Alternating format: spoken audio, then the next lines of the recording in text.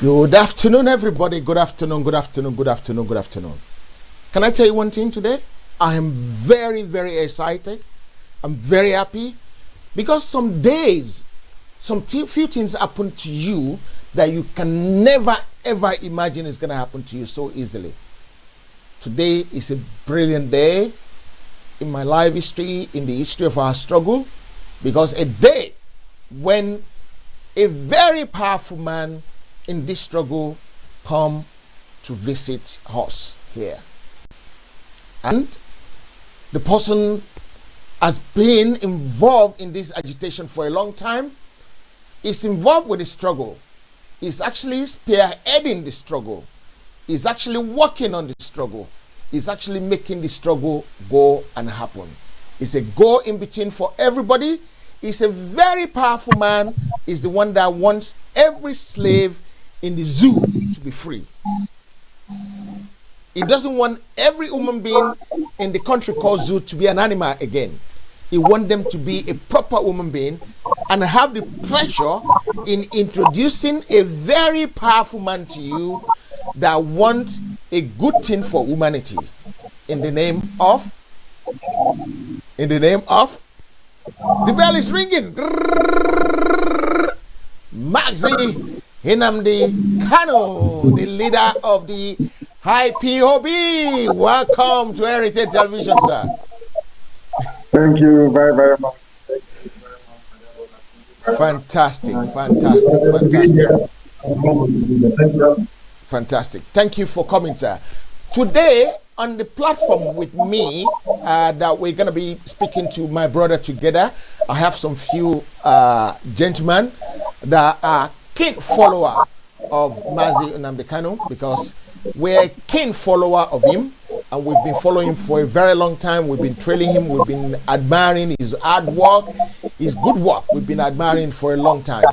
And one of them is Olayomi Koiki, of course, you know Koiki Media in London, who is another, maybe take his inspiration from Mazi Nnamdi Kanu, because the way Olayomi Koiki deal with him, I can only say he actually take it from Nnamdi Kanu, because he emulates Nnamdi Kanu so much in this struggle. I have the pleasure of introducing Mr. Olayomi Koiki of Koiki Media to every one of us. I'm sure we all know him very well. That's Olayomi Koiki there for you. Olayomi Koiki, do you want to say hello to our big brother, our boss?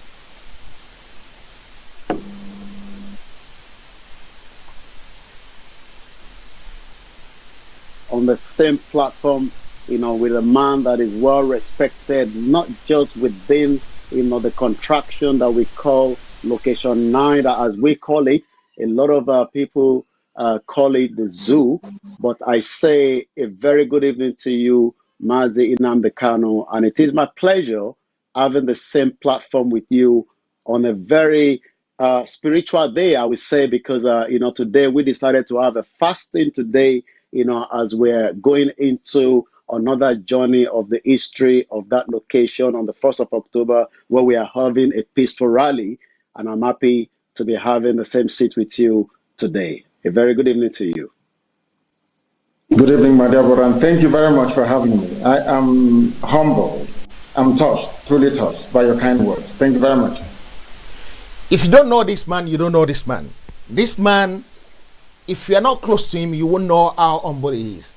He's been very, very humble since I met him today.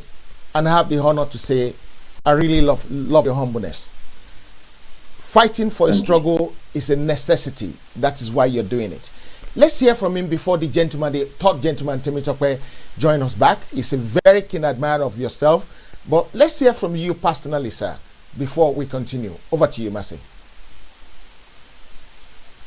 Thank you very much for having me. I think we are at the first of history. History we made on the 1st of October this year, 2020. Going forward, I think our children and their children's children, and indeed posterity, will remember this very period as being very pivotal in the liberation of our people. As anyone who has been following us knows very well, our journey is to try to set free every in that regarding contraction physiological republic. What we are doing is not just for the freedom of our people, not just for the Africans alone, but for the individuals, for people of the Middle Belt, even indeed the Hausa and the countries as well. Everybody to be free. We want to go back to the way we were before the white man came. As I have very studiously and religiously maintained over the years, a white man, and in this case Lugard, has no business coming to Africa to create contraptions for the people that have actually inhabited that very continent for a very long time, even before Britain was formed. Therefore, I think it is an insult. I think it is something that is deplorable. I think that anyone who rises up to try to defend Nigeria, which I think is indefensible, is not only doing him or herself a disservice, you are setting up your people for conquest. The history of Fulani advancement to the ocean right now as we speak, anybody who actually sat down to study Fulani very well will understand their modus operandi. They have come to conquer, they have come to pillage, they have come to loot, they have come to rape, they have come to sack villages and communities, they have come to ethnically cleanse people of their culture, their traditions, and their way of life, as they have done to the Hausa people, as they did to the Baggy people, like the people, and in fact, to an extent, they tried to do to the Yoruba people in Ilorin. And it gives me a great deal of pleasure and delight that today people are now beginning to wake up. Our Ududua brethren have woken up, and on the 1st of October, as I said, history will be made. And going forward, I do not see any possibility of that zoo surviving very often. Because we are not ready to go back on nothing. Nothing ever is going to make us go. Not even death that makes us until everybody is set. And it is my sincere prayers, it is my sincere wish that people can now understand where we are coming from and embrace this very effort to set every captive free. Thank you very much, Mazi Nnamdi Kanu, the leader of the IPOB. I'm so honored, but before we go ahead, we need to do the national anthem of the Biafran nation, because Biafra is a nation. It's not one of those contraptions. No, it is not. It's a nation, and it's going to remain a nation. And nobody can stop it, because it has come to stay, and nobody can change that. Nobody can do anything about it apart from to embrace it. And I want to thank everyone that facilitates this to happen. It's my pleasure to introduce the national anthem of the Biafran nation.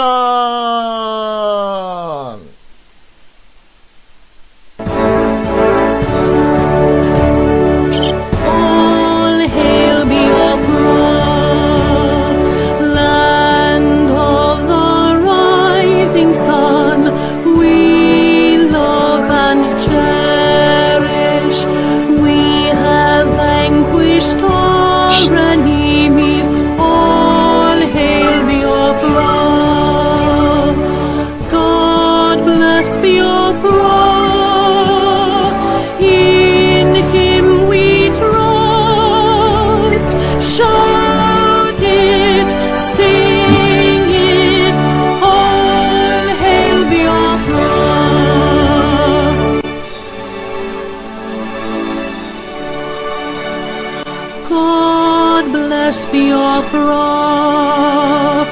we have emerged triumphant from all our foes. Through the crucible unscathed, we passed victorious, our trumpets pealing the glorious song. Play it, sing it, all hail Biafra.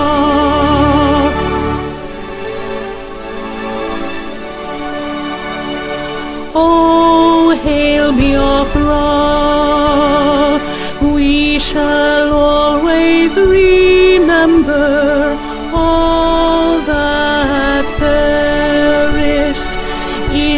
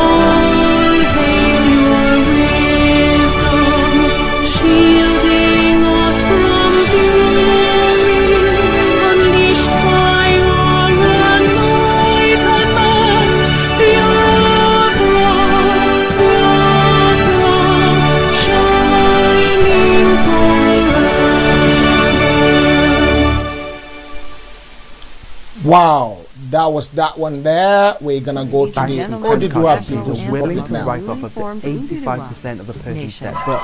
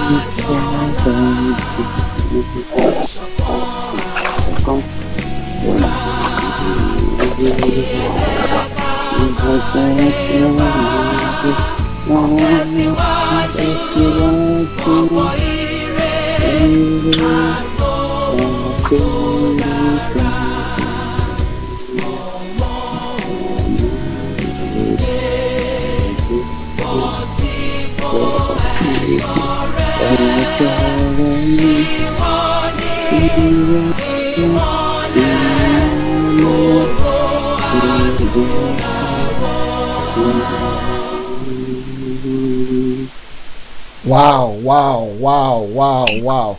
I think Mr. Timotokwe is back with us now. We lost him earlier on. So let's have him welcome our dear brother, Mazi Nnamdi Kanu, to the house. Mr. Timotokwe, over to you, sir.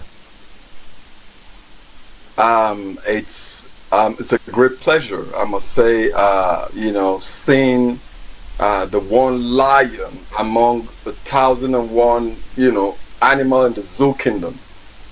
It's a great pleasure to see a man of courage. It's a great pleasure to see a man who has foresight. It's a great pleasure to sit on the same panel with a man who has, great focus for the people, for his people. And I must say, today is a day I would mark somewhere in the history of my life. It's a pleasure meeting you, Mazi Nnamdi Kanu, and it's going to be a great time out here. Okay, it's going to be a great time. Thank you very, very much. Thank you. Thank you very much. Yeah, my people, wherever you're watching us from, please share this broadcast. Let it go viral. Even if we don't share, Nnamdi Kanu is there. His presence alone will share the broadcast. Thank you very much. First of all, Nnamdi Kanu, my first question to you: why did you think? What motivated you to start the struggle? My total disdain and dislike for servitude, injustice, and repression of it. That was why we went into this.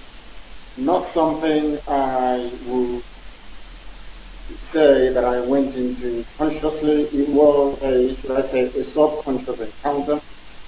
I felt that the time was right for us to try to make things right for us. It didn't start today. It's been a very long time coming.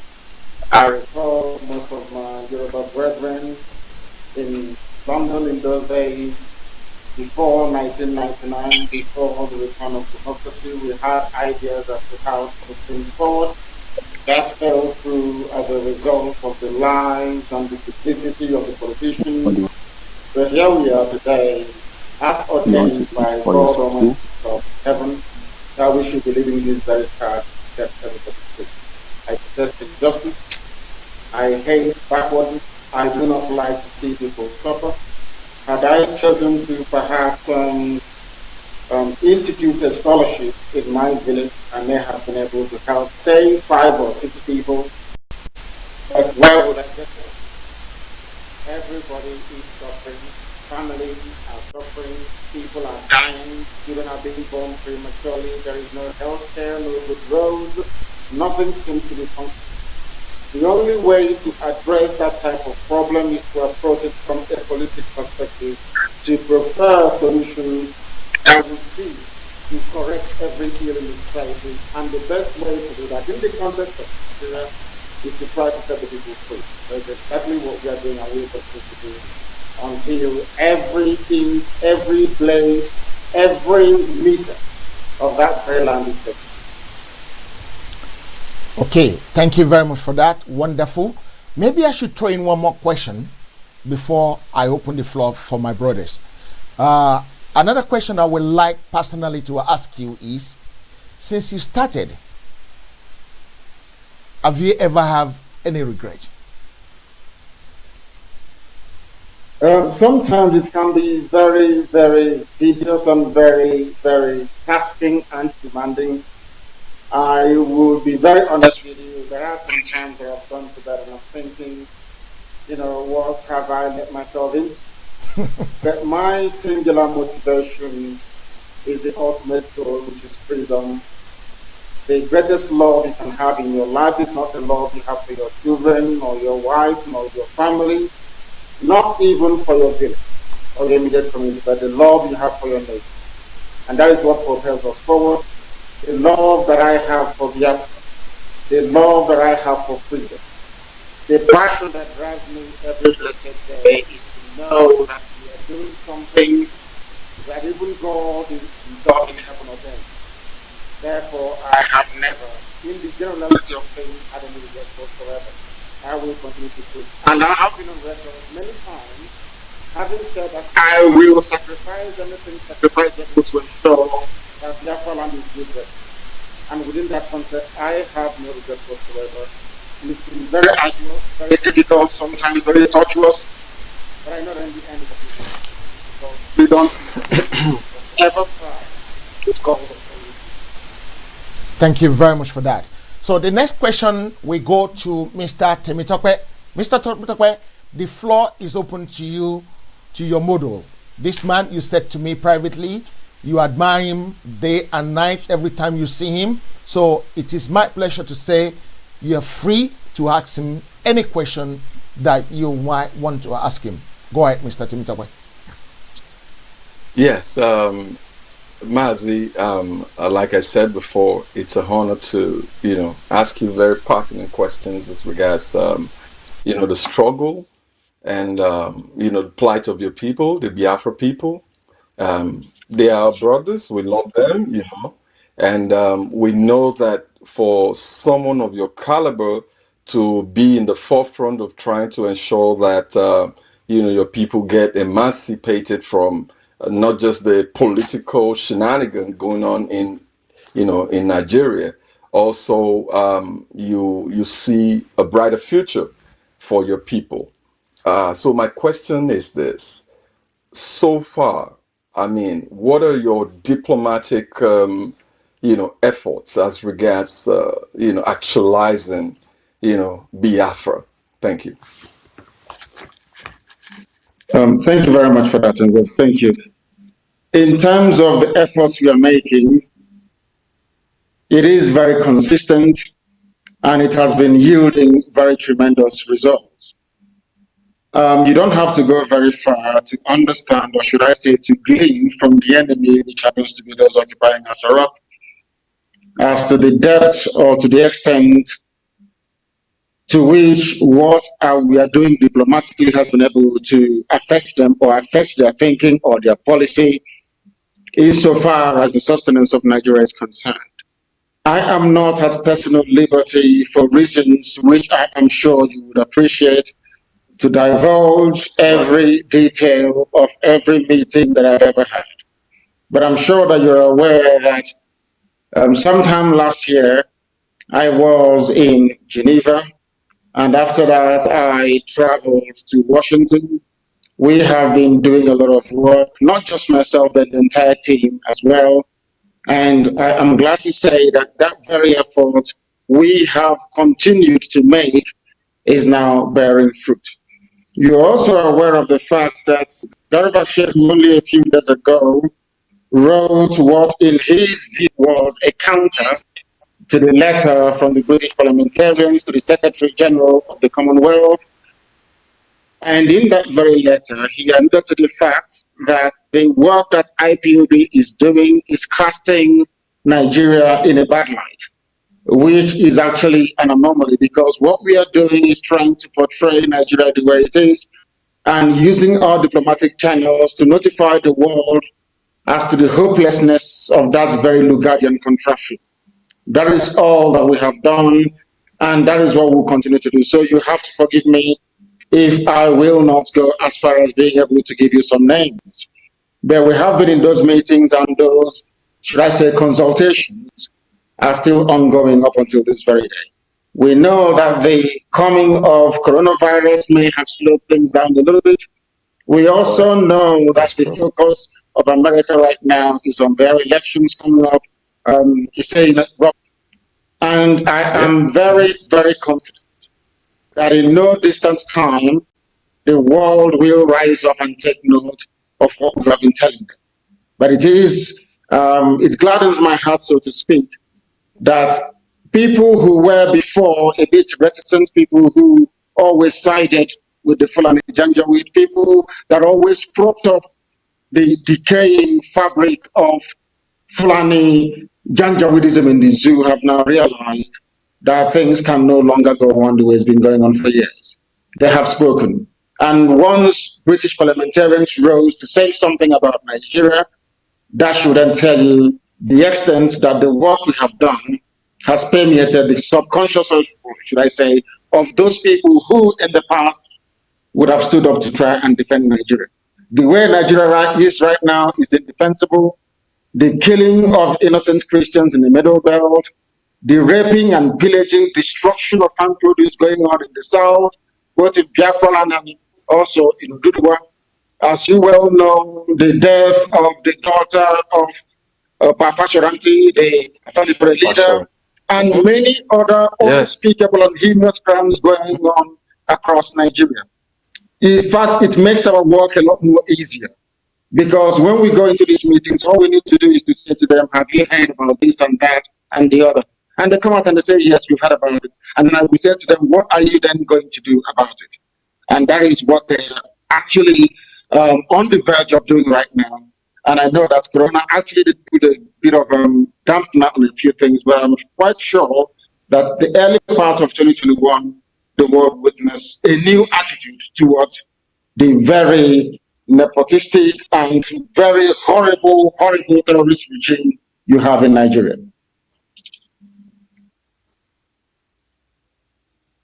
Right. I appreciate that. There's another question I would also like to ask you. You know, vis-a-vis your recognition with the United Nations. I mean, I'm talking about, do you have any kind of presence with, you know, the United Nations, maybe registering like the UNPO and all that? I just want to know if you have anything in that regards. The fact of the matter is that we do have a lot of consultants working for us. It's a very expensive undertaking, but that is the truth. And we have them working for us across the entire continents of the world. And it requires a lot of resources, both financial and otherwise. It takes a lot of dedication. And the thing about it is that you know that in the case of Biafra, it was as if we're starting from a disadvantage, because for 50 years the world was misinformed as to what Biafra was all about. There was a lot of hopes being peddled. As you well know, we lost over 5 million people during the genocidal war of 67 to 70, which was swept under the carpet, in comparison to Rwanda, where they lost only 150,000 people. I'm not trying to in any way denigrate the life of those in Uganda, those that perished during that very horrible, horrible genocide. What I'm trying to say, I'm trying to sway what happened in Rwanda that obtained in Biafra. So we were starting from a highly disadvantageous position. The Fulani war chest is nearly $30 billion US. With it, they can bribe any diplomat. Right. With it, they can compel or cajole companies that they have considered our oil and gas to in Nigeria to lobby their home governments, but not minding any of those. In terms of United Nations coming out to categorically pronounce or make any utterances that may be deemed to be favorable towards Biafra is not something that we expect, because Nigeria is a sovereign nation and a member of the United Nations as well. What they seem to be advising, or what they seem to want to encourage, is a form of restructuring, perhaps back to 1960 Constitution or 1963 Constitution. And I have made it categorically clear that we are not going to have any of that, because our starting point is very simple. It is a moral one. The construction of the bringing into existence of Nigeria is an act of racism. That is our starting point. We must be able to see the creation of states within Africa as a racist construct by European powers that felt that they were superior to black people. That's our starting point. Now, the next question that I always ask when I go to meetings is this: will you allow me as a black African to come to Europe and create countries for you or create nations for you? The answer I get all the time is no. Then why won't you allow the organic emergence of nations in Africa rather than this artificial colonial imposition? And once you try to drill down the problem to this, I'm sure they begin to appreciate it. But one thing you must understand is this: there is an element of, should I say, a supremacist mindset within those, sometimes in the UN. And that mindset is this: we are white people. We created your nations for you in Africa. Who are you to try to untangle what we have done? You are a black person, you are niggers. They will not do these examples, but as you can see their faces, that's what they are thinking. They tell you all these things and they say, oh, try and go and resolve your issues. And when you say to them, we have divergent value systems, the very foundational block of any society is a commonality of value system, of tradition, of religion, of language, and perhaps of some kind of, should I say, social similarities. In Nigeria, you don't have it. I am more closely affiliated with a Westerner more than I am with a Fulani person. So once you keep drumming all these things down, after a while they tend to appreciate and to understand it. But anybody expecting the UN to rise up and make a categorical pronouncement on the division of a sovereign nation affiliated to them without any cause for it is grossly mistaken. And we're not depending on them or anybody else for that matter to make such pronouncements. They are waiting for us. They are looking upon us to try and do something, and that is what we have now started doing. And I think the 1st of October will be very, very pivotal. Thank you.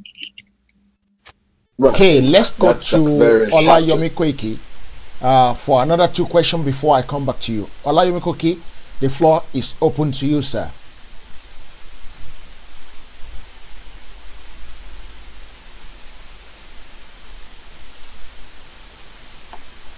One that I believe will go. Sorry, I think we lost your voice. We lost your audio at the beginning. Could you start again, please, Olayomi Koiki?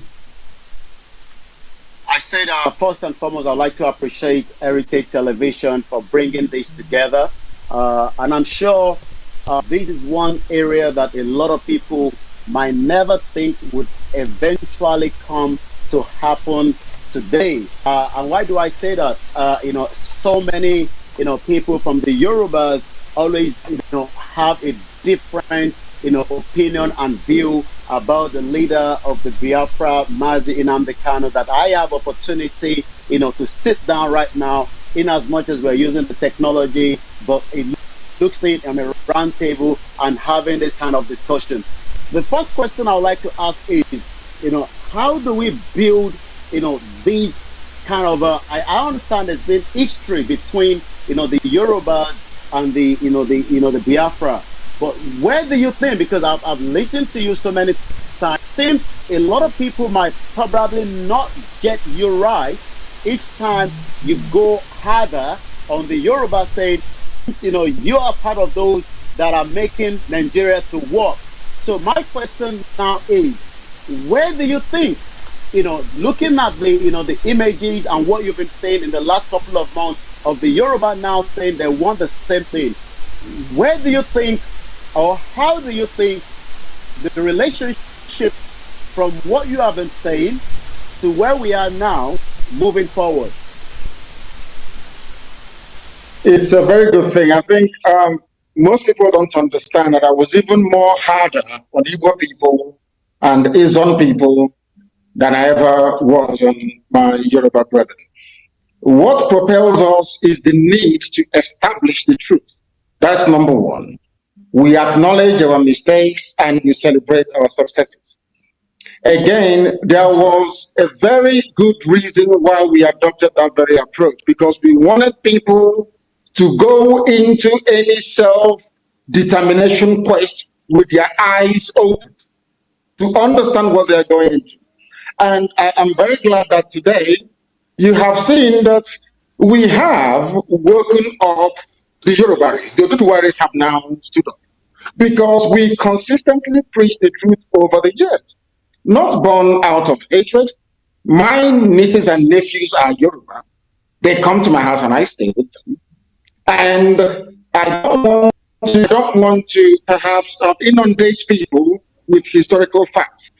There have been some debates and discussions in the past about the close relationship between Oduduwa and Biafra, especially in a place called Igodomigodo, which is present-day Edo State, which is a perfect example of the fusion of Yoruba, or should I say Oduduwa and Biafra together. I can categorically say to you, or should I say confidently say to you, that the rise and the greatness of the Benin Kingdom owes to the very fact that that is an actual manifestation of what can happen when Yoruba and, or should I say, Oduduwa and Biafra were to come together. And that is a perfect example, and it's been flourishing for hundreds upon hundreds of years. These are the things you must understand, that we predicate all we do on truth. And once you preach the truth consistently and without fear or favor, over a period of time, it is bound to sink in.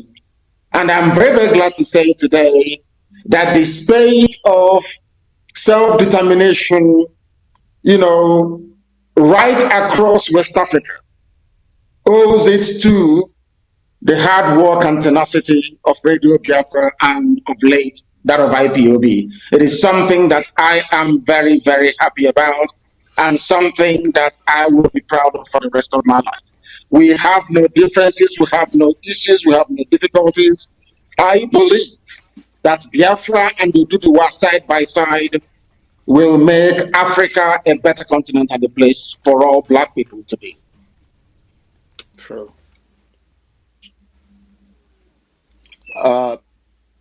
Can I come back in? Yeah, come back in, please. Yeah. All right. Thank you very much for that. I'll just quickly ask one more question, then I'll go back straight to the studio. Once again, we do appreciate those that are watching us from around the world. One question I'd like to ask is, the struggle of the Biafra, a lot of people might say it's taking a very long time, and they might be looking at the Oduduwa and saying, is it going to be the same line where the Biafra have been on this for a very long time? How soon do you think a Biafra nation will eventually come, to reality?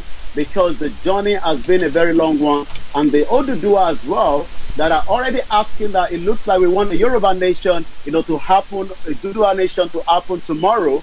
But sometimes, we are also, looking at the Biafra being. We're losing Olayomi Koiki bit by bit there. Yeah, I think I can pick up, I can make out the tail end of his question. Okay, go ahead, sir. What I have to say is this: no one can, with any degree of accuracy, predict the exact time that we are all going to be free. It is our hope and our intention that, given our level of dedication, consistency, and hard work, that in Biafra and Oduduwa were to diligently pursue this very self-determination effort, not minding the few detractors that are now beginning to even emerge in Yoruba land, that sooner rather than later our freedom will be assured. But that depends on the level of hard work we are determined and prepared to put in. And that hard work must contain within it honesty, truthfulness, perseverance, and fearlessness. Very, very important. So that if you confront those we call affiliates, where we come from, the traitors and the saboteurs within Oduduwa Nation, the same way that we have managed to contain some of them in Biafra land, then our freedom will be far more easily assured. But I want you to understand something, that there are a lot of countries right across the world with vested interest in seeing Nigeria continue. They too are not going to give up very easily.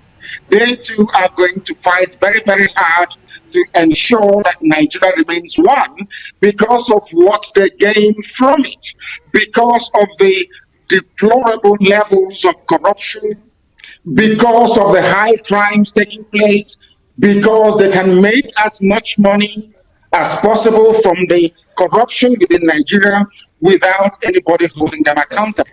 These are the things we ought to be very conscious of all the time. But we have one thing in our favor.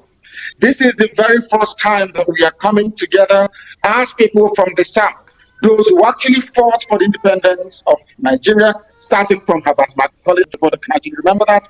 Who later on, the Yoruba man handed over to Nnamdi. I don't know if people actually remember that part of history, that the Yoruba people and Biafran, so to speak, have collaborated in the past, and it yielded a very good result. The collaboration of the Yoruba nation, or to an extent the Igbo nation, yielded the independence of Nigeria in 1960.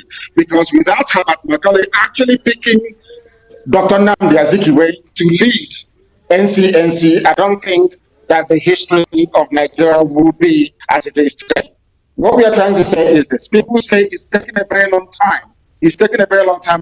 They are not aware of how many years ANC had to fight. They are not aware of how many years the Congress had to fight in India. They are not aware of all the forces acting against the emancipation of the ordinary people. When people are steeped in ignorance, it takes many years to educate them. Now imagine if we had gone to war, say 2 or 3 years ago, when the army came to my house and killed a lot of people, as a result of which I also lost my father and my mother. Imagine what would have happened in 2017. But it had to take all the way to 2020, 2019, 2020 for the Oduduwa nation to emerge, to see that thing that we have been seeing and lamenting about all these years. That tells you. And in a short while, the Middle Belt will rise up as well. And when Biafra is lamenting and agitating for freedom, Oduduwa is doing the same thing. Middle Belt is doing the same thing. Now tell me which white diplomat will sit in their office in New York and say no to the yearnings and aspirations of the people. So nobody can put a time to it. Not even a pregnant woman. Sometimes you can say a woman can give birth within 9 months, but you're not even sure. We are hoping and praying and working very hard to ensure that it comes as quickly as possible. And with this newfound collaboration between the East and the West, between Biafra and the Oduduwa nation, I can assure you that freedom is far more closer than you think. Thank you very much, sir. I really appreciate that submission from you. Freedom is around the corner. I want to say a very big thank you to all the people that work tirelessly to facilitate what we're doing today. It's the beginning of something big to come, and this is going to be happening from time to time. It's not one-off. It's not one-off. I'm telling you now, it is not going to be one-off. We are going to work together. My leader said something that the IPOB rised up, the Oduduwa rised up, when the Middle Belt rised up as well. Who can stop it? Who will stop it? No diplomat in any part of the world will ever try to stop it. Mazi, thank you for the effort you put in. In all the effort you put in, as anybody, any animal I will call them, that is from the East, member of the Biafran, point any accusing finger on you, because sometimes we have to call names. We don't want to abuse, but we want to call names. Has anybody tried to point accusing finger to you wrongly, that what you're doing is wrong? If you go through the newspapers every day or social media, where we are very active, you will come across a lot of dissenting voices, I call them, some out of ignorance. Because you remember there was a time when the media from the West never wanted to hear anything about Biafra. But it took them many, many years to realize that what we've been saying about Nigeria is actually correct. The same way for some of these misguided people. But there are those, do not forget this, there are those who will raise an objection for the sake of it. Even when Moses led the children of God out of Egypt, some people were grumbling at all the miracles, despite the fact that he led them out, despite the fact that the Egyptian army drowned in the Red Sea, despite the fact that manna fell from heaven, they still grumbled.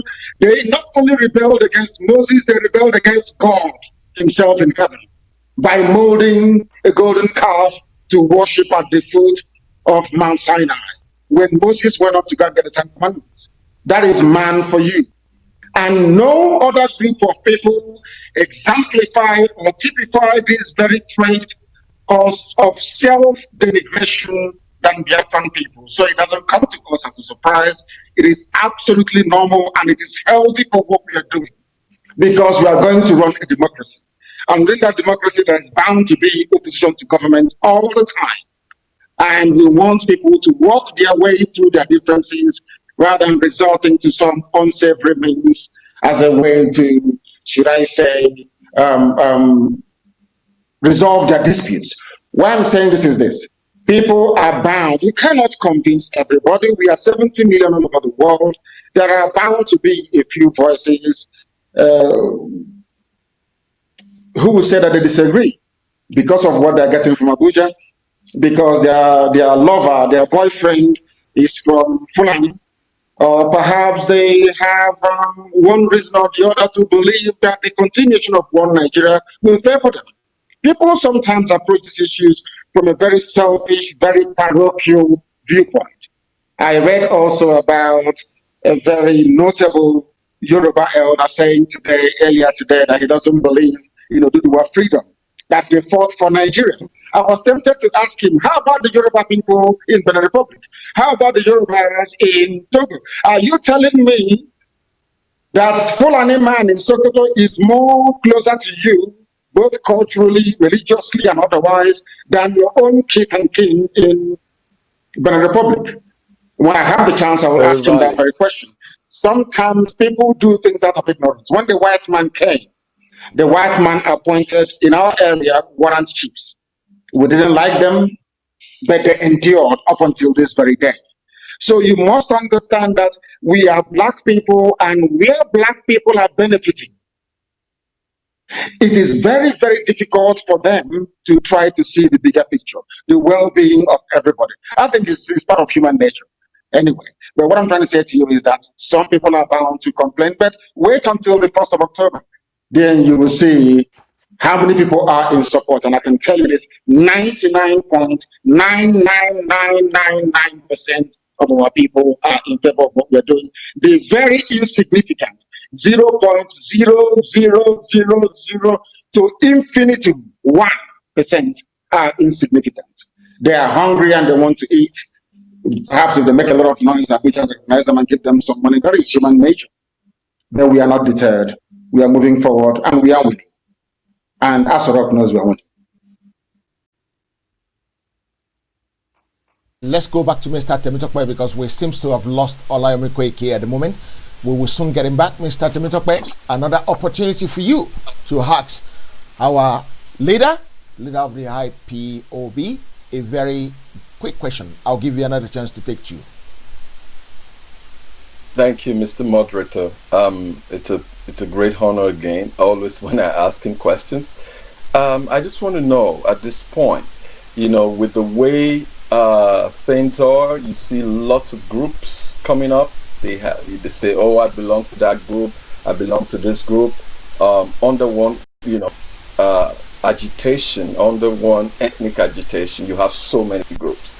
Of course, we know a lot of these groups are just out there because of what they want to benefit. They're just out there because they're spoilers. They're just out there because they want to get recognition. Um, I know when you started this course, you weren't really concerned about any of these things I mentioned because you were actually in the forefront of the struggle because of the plight of your people. Now, my question is, with the way you have, different groups, the Lower Niger, the Massab, what is your synergy with, most of these groups? And I know very much from what I've seen in, so many protests, abroad, when the Igbo people comes out, it's one Igbo. But you hear most of the people down there in Nigeria, they'll say, "Oh no, we don't like that man. Is a troublesome man. Oh, that man is a spoiler. That man is this." I mean, bottom line of it, do you have any kind of synergy with all these groups so that like my Yoruba people would say, they say when a man goes out in the morning to pee, it's only when you pee in one spot before you can get that foamy kind of response from your pee to the earth. So do you have any kind of synergy, as it were, like you might belong to different groups and all that, but when it comes to this goal of achieving the Biafra, you're all one? Thank you very much. You said, do we have any synergy? Yes, we do. And the synergy is the restoration of Biafra. We are all agreed that we need to restore Biafra. That is number one. And that's what we are pursuing. And what we are doing is no different from what has obtained elsewhere all around the world. Anytime a people has the need to free themselves from oppression, there's always a lead movement. And then you have other smaller actions. These people that you mentioned, can I ask you to please tell me one remarkable thing they've been able to accomplish? When we give an order, our people obey it. When we ask for something to be done, that thing is done. Anybody, we're not stopping anybody from forming any group or association to fight for something that we're fighting for. But what we are saying, and we continue to say, is that there is need for consistency. Once you have that consistency, then we can work with you if you have anything to offer. But don't forget that IPOB is the largest mass movement on the face of this very. Now, are you asking us to have synergy with just 4 people? A movement of millions of people? You're asking a movement of such magnitude to find synergy with only 4 people? What I expect most commentators and like your good self to be asking is, ask them why you are only 4 in number. I mean 4. 1, 2, 3, 4. Only 4 people. With office platform all over them. With worn-out constitution. We are asking you, IPOB is in over 160 countries around the world. Are you telling me that there is something that you know or have that all these millions of people all over the world do not have or have not seen? So that is why we are welcoming and we're very open. But we don't work with people who have compromised these very noble points. If you are in the payroll of the few government, the federal government, we will have nothing to do with you. Issue as many press statements as you like. It won't hold with us. If you are consistent, if you are diligent, if you're focused, as I have said repeatedly, live on air on Radio Biafra, that this very group of people I see now agitating for Dudua, I trust them. I can work with them. And I know that regardless of what may have transpired in the past, that these people that I'm seeing right now, they are the real deal. And through them, Oduduwala will be free. I said it in the open. I have never said that before. All these years, I've never heard me before say that I trust a group of people from somewhere. I've never said that before. That this very Oduduwala that I see, I trust, and I'm prepared to work with. Now, if I am prepared to work with Oduduwala, agitators, Yoruba brothers and sisters, why won't I work with my own flesh and blood? I'll work with them. The thing is that some people don't like the truth. And we speak it and we say it the way it is. We are always truthful and shall remain truthful. That is why this very movement that I lead is the largest on the face of this very planet. If we come out to march, the land cannot contain us. That's how big we are. Maybe on the 1st of October, in a few days' time, the world will get a tester as to how big we are. Of course, COVID-19 restrictions allowing. Because I understand even in London itself, that have said it's only 6 people that can come out. Not even 60. The police today said only 6 can come out. And we are trying to see how we can work around that. Therefore, what I'm going to say to you, my dear brother, is this. We are open to people, but you must be principled. You must be disciplined. Morning, noon, and night. You don't waver. Any day they call you from Aso Rock and give you one SUV or give you some money and you start to live at peace with the oppressor, then you're finished. That's who we are. That's right. Thank you very much. Yeah, I mean, thank you for that very tacit answer. I was, of course, expecting that, and I was only playing the devil's advocate because I wanted to challenge my Yoruba brothers, my Yoruba, family in Nigeria, across the world, to say, we need this strong bond. Because I heard you say in the beginning that, there are dissenting voices. We do not have any dissenting voices. As a matter of fact, we do not have any dissenting voices. Like you rightly said, these are persona non gratas, as far as I'm concerned. These are people who have lived their lives, they probably have, used up their children's destinies, and they're trying to, waylay and destroy others who are, presently in a situation where they really want to come out from. So they are very, very, they are not important. So with the Odua people, from the words of our leader, Professor Banji Akitoye, we key under that fact that we are one. It's normal even among 12 of Jesus. There was a Judas. There will always be Judases in situations. We don't care about the Judases. What we care about is the 11. Are they doing some work? Are they actually going with us in the dimension at which we're actually going? That is what matters. So I really, really thank you for that, very, very great answer. Appreciate so much. Okay, so we're going to go back to Olayomi Koiki quickly, even though I don't know what happened to his image, but we're still going to pick his voice. Olayomi Koiki, your question, please. Okay. All right. I can see myself, but I will have to come back in and come back out. But let me quickly put the question quickly. Once again, we do appreciate, not just, heritage. We also appreciate, the leader of the, the Biafra, Mazi, Nnamdi Kanu. I have followed you on Twitter, and I could see how active you are, on Twitter, in terms of getting the message across. But the question I want to ask is, what is the power of the media, in negotiating, these new Biafra nation that, that you've been on for a very long time? Because I could see that, the mainstream media, just as the attack that does on the, on Trump, as we can see right now, but you have used, the little, power of the media, to penetrate, the message across the world. What is the role of the media in getting exactly, what we will eventually get? But as at now, what is the influence of the media, of today? Thank you very much. It's a very important question. Without media, you're sunk. Before we started this very movement, we studied why we failed between 67 and 70. And the key factor as to why Biafra collapsed was lack of media access. We had no media presence. The world was oblivious to what was happening to us.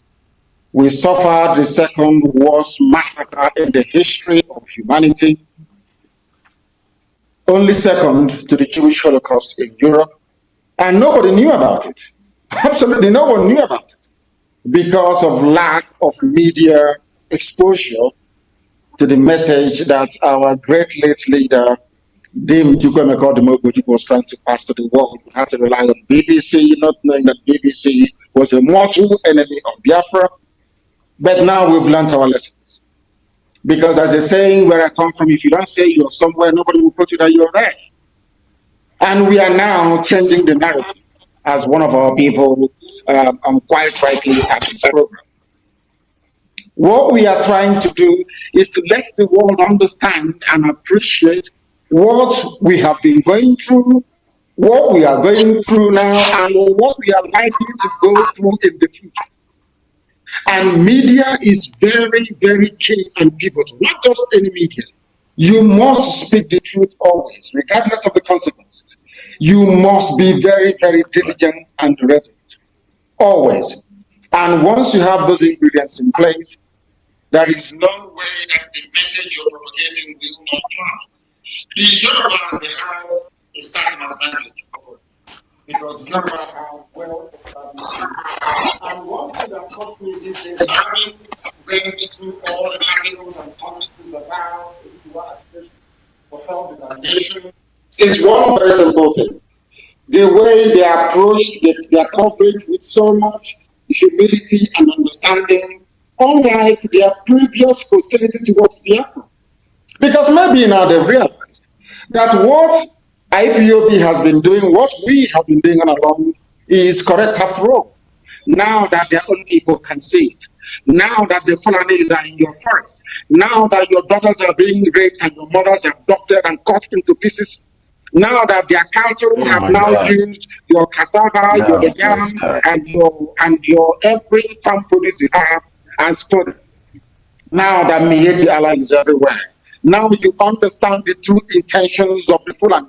That is why I concede to what my brother Tantoko said earlier, that those who oppose what we do, they are either benefiting from the system or they are blind, because the Fulanis will not stop.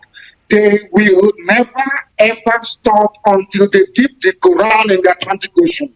That is a historical fact. That is their mission, and we need to stop them. We cannot stop them on our own. BBC cannot help you to stop them, because BBC have been bribed by the Nigerian government. Nigeria has very strong lobbying firms abroad, I'm telling you. Very, very strong and resolute lobbying firms abroad. CNN will not cover it. Now, if they refuse to cover your news, are you also going to refuse to cover yourself? That is one good thing that social media has done for us. And I am glad to say, not minding what Facebook is now doing, Facebook in Nigeria, that is not minding their duplicitous role in the suppression of truth in Nigeria, we have succeeded in permeating every nook and cranny of human reasoning and subconsciousness all over the world. Thanks to our very, it's not just me.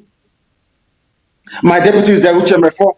You have our DOS, we have soldiers, we have warriors. If you come to war against Biafra, IPOB on social media, you will never win. And these are people who are driven by self-conviction. People who understand the importance and meaning of freedom. Because for 5,000 years and more, we were free people. Until one useless white man and white woman came and said, you, from today your name is Nigeria. What Nigeria means, nobody knows. So they are deeply motivated. And we are grateful to social media for that. And we'll continue to expand. So media is very, very key. Thank you. Okay, let me give it to Temitope one more time before I rescue back from you. I'm going to ask you for an indulgence. We're going to give about 3 or 4 people the opportunity to call in, because we want to make it as democratic as possible, even though I will screen calls before I put it through the studio. because we want people that want to ask questions. You don't have to screen them. Let them come so we can educate them. Don't screen any calls. Allow them to come. Okay, yes, no problem. So I give it to Tommy Tokpe one more time and Yomi Koike another time before I rescue it and open the line. And I must appreciate all the people that facilitate this. I want to say a very big thank you to Yoruba One Voice, who is the go in between the two of us, who actually facilitate this, because without them we can't even get hold of this big fish. We want to thank you again, Mazi Nnamdi Kanu, for your effort in saving humanity. I'm gonna line some few person down to ask one of our own very own, the Biafran warrior that we have in house. One of our own, Justin Noah, will be one that we ask question. Mogaji as well, we ask a question. I will put Mogaji first, then Justin Noah, and then we will throw it open after that. Thank you very much. Over to you. First to Olayomi Koiki first, and then we take it from there. Olayomi Koiki is all yours. Well, once again, I would like to appreciate an evening that I'm sure a lot of people will have to remember for a very long time. 29th day of September 2020. And just as a media person myself, would always like to also put the time in there. Is exactly 18:40 p.m. right here in London, where we are getting this kind of engagement that I'm sure is being around the world. And history will remember not just yourself, but also the dedicated followers. My question is, how have you been able to manage this movement? Because I'm part of the movement myself with the Odudua, and it seems each time I wake up I could see tones of messages, people that are excited that we have actually started something, some of them in their 80s, in their 70s, and they've always said, we can't go back because there's nothing called home. And you coming out with your bold face onto the screen, we can't understand how you've been able to do it. And I'm thinking, okay, if I'm being able to do it, you have done this continuously for over a decade. How have you been able to manage it? Is through the grace of God. I know it's a cliche, people say that all the time, but without the spiritual dimension, I'm not sure we'll be where we are today. I am a highly spiritual person. This very work we are doing is divine. I did not wake up one day and decide to fight for the freedom of people. I was compelled to do so. And before we embarked upon this very journey, I prayed and I prayed and I prayed and I fasted. I went to Jerusalem and I prayed at the temple, the same temple that Jesus Christ used to pray in. And God said to me, in my own quiet little way, that when the time comes, I will give you all the people, all the instruments, and all the energy you need to fight this very battle. And God has not failed till this very day. In fact, I can't explain it. If not for the grace of God, I don't think that we would be where we are today. That is why we continue to speak the truth and to keep our hands very clean, and to dedicate ourselves to the service of our people and nothing more. So that's all I can say about it. That is not, I don't think that all my years of working and of managing people in England actually prepared me for this, because this is something entirely different. So I can only say this through this very special grace of the Most High. Without God in heaven, I don't think IPOB will preeminent. Other groups have come before us, but we came, and in a manner of speaking, anything we touch turns into gold. That is why we are preeminent, right across the face of this very planet. Preeminent, I can assure you, and it's by the grace of God.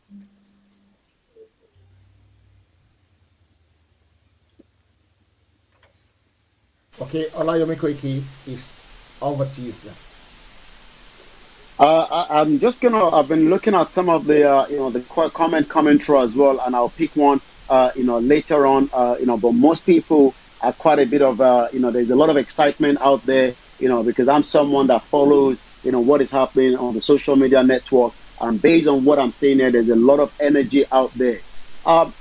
Moving forward, between, these, kind of, collaboration. I'm talking about not just collaboration of, a presentation like this on the media, but also collaboration internally. I mean, I've had a lot of people, that watch what we do, from the Biafra, and the same thing, vice versa, and I mean, I know a lot of, Yoruba that probably even disagree with you. We snip through and listen to you, maybe not on a live broadcast, but maybe after you've ended your broadcast, so that, their name doesn't pop up. Because I know a lot of people that disagree with what I am doing as well, and they can't watch it live, so they probably watch it after the broadcast have ended. But moving forward, I mean, we've had, you talk about, the leader of the Yoruba World Congress, Professor Banji Akintoye. What is the way forward, to see, this kind of, a kind of collaboration that can end, this location 9, also known as Nigeria, because Nigeria of today, like you said, is not just a fraud, it's also a crime against humanity. And I started, my own agitation, from a young boy in Akure, from Akwa Ibom, that was marched to almost killed, by the Fulani in Akure. And that said, enough is enough. It's time now that we end this before it becomes, more of it. And it's still happening, as of today. A lot of Christians have been killed, and Muslims as well.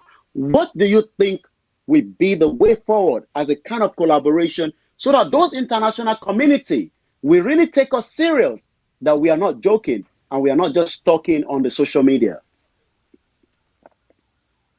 I think that very process have actually commenced. Anybody who is a regular listener of my program will know that I have a lot of regard and respect for Professor Akintoye. I like him personally. The same regard and immense love that I have for Paya Debanjo, and the same degree of compassion, respect, and regard I have for Yoruba, one voice all across the world. And as I said, I don't have any other way of putting it, is that these people I'm seeing now, this present class that is emerging from Yoruba land to lead this very agitation, I have been waiting for them for very many decades. We have been waiting for them to come out. And now that they have come out, believe you me, you will see how things will turn around very quickly. We are working together. I'm not going to avail you of all the details of our discussions, but we meet quite regularly. Off camera, of course, to strategize on ways to build, to deepen our relationship. And as I've always said to them, maybe in time to come, our children may decide that there is a lot in common between Biafra and Ududuwa, that the two should be one country. All they need to do is to go and vote in the referendum, and they will manage and answer whatever name that they choose. For now, we are working together. And 1st of October is the beginning. First is just the beginning. And then after that, you will hear from us. And the whole world will know that that very South that Lugard amalgamated with the North. When I mean the North, I'm talking about the feudal Fulani Janjaweed 13 states of the Kanu. Even at that, I do feel sorry for the Hausa people. And maybe, who knows, one day they too might also come on board, because what concerns me concerns all of us. We just want to be free and to lead a terror-free life. So we are working together. I cannot tell you the details, but I can tell you. Regularly, we meet regularly. With those, I can't even mention their names, because if I mention their names tonight, I'm sure the zoo will go into a meltdown. But I'm meeting with them, and it's going very well. So far, so good. Thank you very much for that. Temi Tope, it's now your turn before we bring in a few people that might want to ask questions. Go ahead. Thank you, Mr. Adi Thomas. My question is in respect to the October 1 rally. And for the Oduduwa Nation, under the auspices of the Yoruba World Congress and every other association under the Yoruba, the Yoruba Nation, YOV and all that, OPU and all the rest. we're most concerned about security, we know that, we come from a place where the life of humans means nothing to the security agencies. If they can't get you the right, the way they want, they cook up stories against you. That's their way. you know, what are you doing as regards, your people trying to maintain? Because we have gone steps way, way ahead to checkmate whatever, what plans the security agencies are trying to do, because there are eyes watching all over Nigeria, watching them at this point. I must tell you with all, sense of responsibility that, nobody will be shot. Nobody will be shot at. I mean, peaceful is what the rally is for us. Very, decorum like is what the rally is for us. We should make, the world see what we're agitating for responsibly and in a very decent way. Do you have anything as regards that, in case you want people to support the agitation of the Oduduwa people? Because we don't want a situation where people go on the street. Yes, people are very upset. People are angry. I do not blame them if they start, throwing whatever. But at this point, we do not want anybody. We don't want bloodshed. We don't want anybody to be shot at. I mean, I know you command, 99.9 strong voice over the people of Biafra. Do you have any agitations? I mean, do you have any plans as regards, telling the people to be very decorum-like and, following, orders as regards this rally 2020? We are going to be sitting at home on the 1st of October.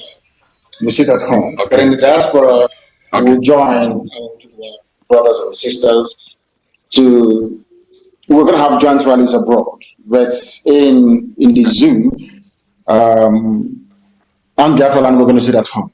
We're not coming out. Because we know how they operate. When the time comes for us to confront them, the world will know about it. That time hasn't come yet. But right now, I believe that the 60% of the work has been done. The world now understands how hopeless, how backward, how retarded, not just Nigeria is, but those that claim to lead her. So what we are advising along the lines of what you've actually enumerated is that we want people to conduct themselves peacefully as we have always done. We rally all over the world. Has anyone heard of the police molesting or arresting us? The answer is no. Even in Nigeria itself, we have rallied in the past. It is the police and their provocative attitude.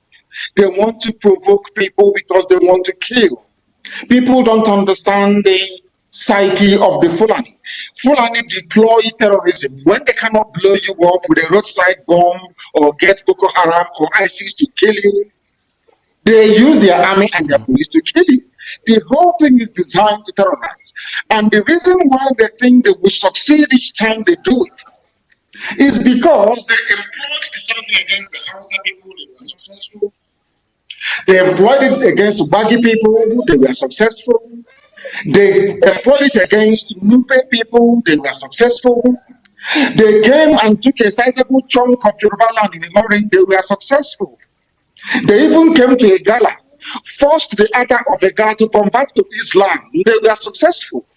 They went all the way to Jukun and did the same thing and they were successful. They have now taken over Abacha, they have taken over everywhere. And the instrument they use is coercion and force. Terrorism all the time. Not by some faceless groups, no, but by the army and the police.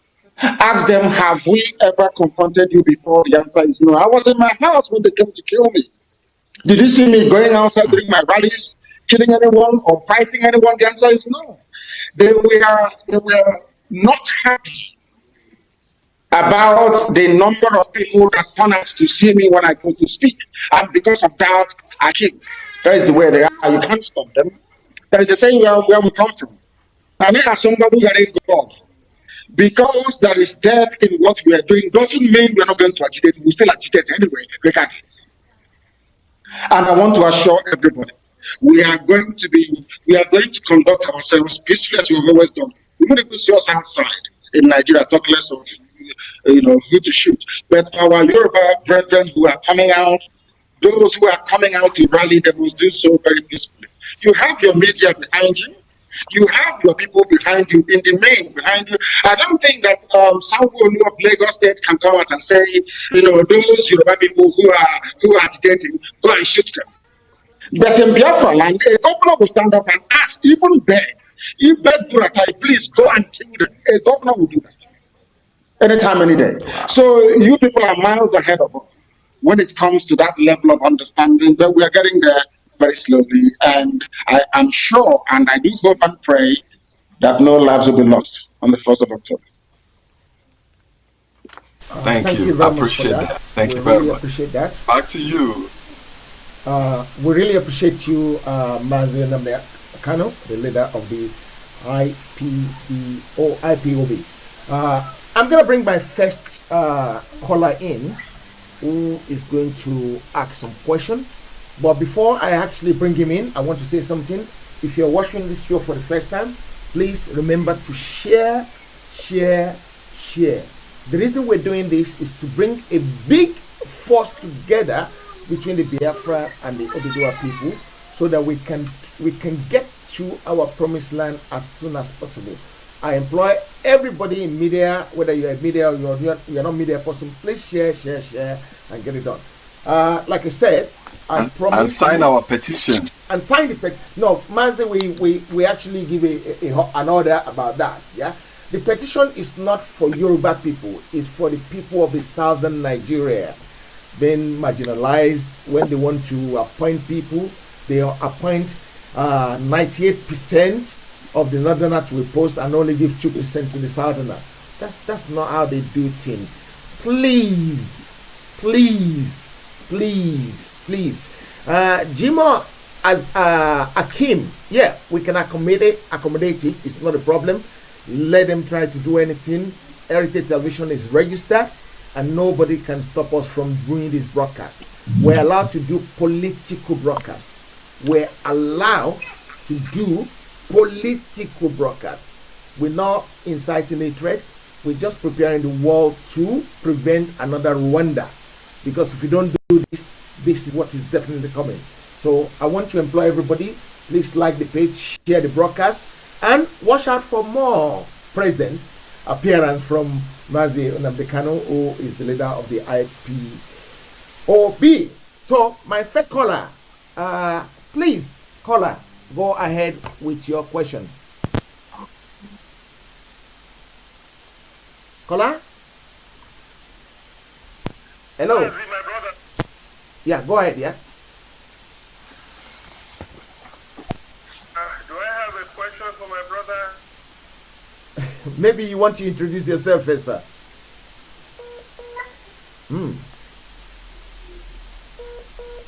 Okay, I think we lost that caller. Did you know what we're talking about? No, we lost the beginning of the thing. We lost it. You can start now. We can hear you now. Go ahead, sir. Go ahead.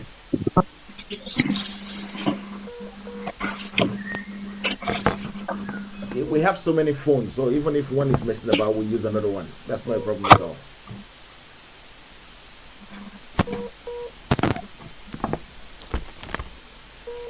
Okay, let's try one more time and see what we can get into. So that one is not going through. I'm going to try and bring that gentleman back in. While we're waiting for the gentleman to come back in, what do you think we can do to get more Yoruba people, Oduduwa people on board of this agitation, like you managed to get a lot of Biafran behind your agitation? Mazi. It is visible and visionary leadership. You must be visible and you must have vision. You must articulate the people, and also in that very process be approachable. All the time. Those are the key ingredients. Consistency is the key. Consistency, never waver. They will come, they will threaten you. If that doesn't work, they will come to bribe you. If that doesn't work, they will try to kill you.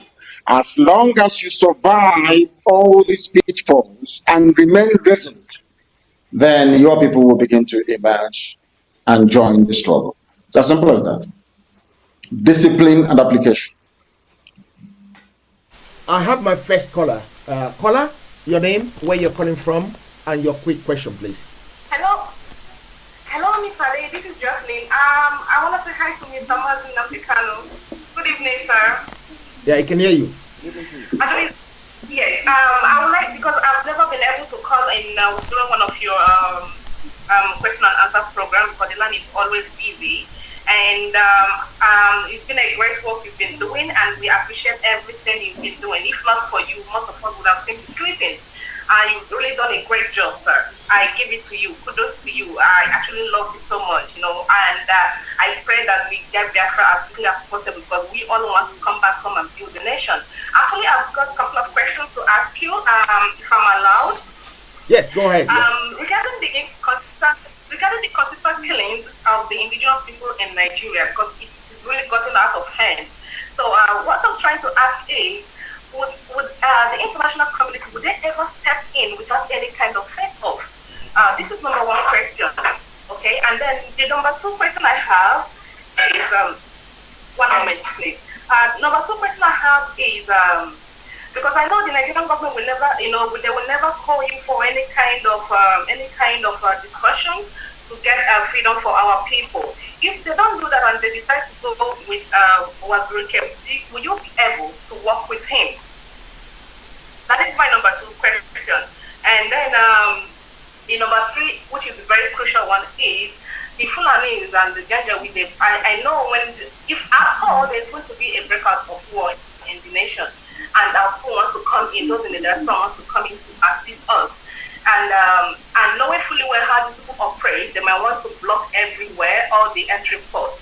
So how will our people be able to step in to come to assist those back home? Those are my three questions to you, sir. Thank you. Thank you very much. Before Thank you very much. Before our leader answers that question, can I say something quickly, sir? Of course, we don't want people to ask a strategic question that can truncate our effort. There are some questions we will not reveal our tactics out in the open here, so I will hand it over back to the leader. Go ahead, sir. Thank you very much. Thank you. On the first question, why is the international community slightly reticent about, should I say, appointing a special envoy as will be campaigning for, or trying to take the issue of the killing of innocent indigenous people very seriously, because the indigenous people themselves have not done anything. Let me tell people one thing they don't understand. Hitler had the most fearsome army in Europe in late 1930s. He was killing everybody. He was deporting Jews. He was gassing them. He was killing them until they got to Poland. They got into Warsaw, the Warsaw Ghetto. And the Jews of Warsaw Ghetto held a meeting and said, if we don't, we are going to die anyway. If we don't fight back, we are going to die. If we hand ourselves over to them, they are going to kill us. At least let us try and fight. The Jews of the Warsaw Ghetto were the first people to fire in anger against this mighty war machine that is the Third Reich Army. And from there, other people summoned the courage to fight Hitler until Hitler was defeated. Hitler was sweeping through everywhere, killing everything in sight, conquering and pillaging, until they got into Warsaw, into Poland. And the poor, wretched Jews in the ghettos said, to hell with all this nonsense. We must fight. Even if we are going to die, at least let us die honorably. That was when Europe realized that Nazi army, they're actually humans. And they summoned the courage to fight them. We need to do something. If they are in your village, you must drive them out. Until two people are fighting, nobody will come and ask you what is the problem. If it is only one person killing all the time, the person will be, oh, but please, what are you doing? What did they do to you? Until two people start to fight, nobody will ask you what is the problem. That question never arrives. And that is the question that we need the world to ask. So we are asking all indigenous populations to rise as one. That is why this collaboration between Biafra and Oduduwa is very important, and we are hoping and praying that the Middle Belt will come on board. And once this happens, you will see that all the attacks will stop. If they know that an attack against the Middle Belt is an attack against Oduduwa and Biafra, they will stop. If they know if they attack Oduduwa, that Biafra and Middle Belt will come to their rescue, they will stop. That is the key. And coming to the second question you asked, we don't care. There is also a saying, I do apologize to our Yoruba brothers and sisters who are listening, and of course to some foreigners, or should I say white people, Europeans who may be participating in this program as well. There is a saying where we come from. I don't know how to explain that in English. I don't care how Biafra comes about as long as it comes. If they like, let them go and pick who is the worst slave we have in our area right now. There's quite a few of them. If you like, go and pick the worst slave you have in Biafra land and negotiate Biafra for that person, I will support that very person. Once the end game is freedom, I will wholeheartedly support that very individual. And coming to your last question, once hostilities commence, which I'm sure they will do because these are Fulani people, all they understand is war and terrorism, there will always be corridors. People will always come in. After all, Eritrea fought Ethiopia. It is a landlocked country. Still, the people came in from Europe and from America to come and fight for independence, and they won. What I can assure is that people should remove fear from their eyes. Once we commence, we are going to win. Not just us. Oduduwa will win, so also the choreographer Republic of the Middle Belt. Thank you very much.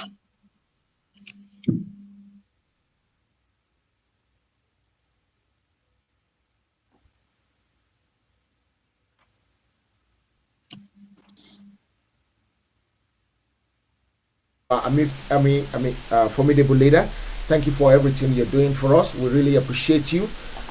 We don't want to keep you too long because I know your broadcast is always very powerful. Can I give you about 3 minutes or so to address us as you wish, and then we continue from there? Over to you, sir. Thank you very much. I wish to advise everyone who is listening, every lover of freedom, that we must remain very, very resolute and tenacious in pursuit of this very noble objective. Not just for Biafrans, as I said before, but for everybody who is oppressed within Nigeria. I'm sure that when we started, a lot of people misconstrued our message. A lot of people misunderstood where we are coming from. But I'm very, very glad and happy that today the scales have fallen off the eyes of some people. They can now see that we Biafrans mean well for everybody. We have never conquered anybody before. We've never been to war before. Never forced anybody to speak any dominant language in Biafra land, because we are Democrats by instinct. Genetically speaking, we are Democrats. The very first democratic constitution in the history of humanity, of mankind, was written in our land. Therefore, we believe in equity and fairness. Sometimes our industriousness may be misconstrued as being aggressive, which is a clear case of misrepresentation. What we want is for the well-being of everybody. And rather than people complaining and crying about Fulani Janjaweedism, terrorism everywhere, all we need to do is to stand up together to say enough is enough. On the 1st of October, Biafra and Oduduwa will stand together to say enough is enough. Once Middle Belt government is game over for the Janjaweed, it's a very simple thing we can do. And we must always learn to ignore the idiots in our midst. The idiots in our midst will come. These are black people, they will receive money from wherever and try to turn the narrative upside down. You must remain very focused and very strong and very resolute. They will say common things about you. They will cast aspersions. They will fabricate lies. There will be all manner of allegations. You must remain very strong. Those that lead to this one movement must remain very, very strong. Mental toughness is the key. Once you're tough mentally, all these nonsense can never ever get to you. And that is my advice to everybody. Once you want to rise up to fight for your people, you're more than welcome to do so. but you must be made of the right pedigree. You must have all the ingredients together. You must be determined to carry it out to its logical conclusion. Not halfway they call you in Abuja and give you money and you capitulate. They've offered us everything and we said no to them. Nothing. Freedom is priceless. It's immortality. Any generation that gets freedom for their people, they become immortalized. Till tomorrow morning, people talk about George Washington. Forever and ever, we talk about Nelson Mandela. That's how life is. Once you fight for your people, you become an immortal. That's the meaning of it. And money cannot buy that. There is nothing in this life that money can buy. Nothing. Nothing that it can buy, because ultimately everybody dies. You don't go to the grave with your cars or your big mansions. The only thing you have with you is your name. And once your name remains on the face of this very earth, you're referenced and mentioned every blessed day as the class of people that got freedom for their people. What else are you looking for? Everything is complete. And you're going straight to heaven. That I can assure you. Thank you very much. Wonderful. That was very powerful. That was very, very, very powerful. Well, I have another caller who wants to ask a question. Caller, go ahead, please. Good evening. Go ahead. Yeah, we're listening. Good evening. Yes, I want to greet Mazi Nnamdi Kanu. I also want to thank Heritage Multimedia Television for this great privilege and this great broadcast. My question goes like this: after this on 1st of October rally, peradventure that the rally continues, is Biafra people in Nigeria, I mean the hyper people in Nigeria, are they going to join us? Perhaps if this rally will not just end in October 1st, if it continues, are they going to team up together, since they haven't sit out at home order as a civil disobedience, like they said? But when it's on second or third, if it continues, are they going to be with us? I just let me ask that question. Thank you. The simple answer is yes. Once you continue to be on the streets, of course, we will join you after October the 1st. Absolutely critical. We will do so. And I don't want people to underestimate the depth of cooperation and camaraderie that exists between Biafra and Oduduwa agitators at this point in time. It is very, very deep. It is a bond that I can even go as far as saying is unbreakable. Touch wood. I'm not trying to jinx it, but I can tell you that the bond is very, very deep. And it will continue. Once you stay out on the streets after October 1st, Lord have mercy. We will join you. Of course we will. Thank you.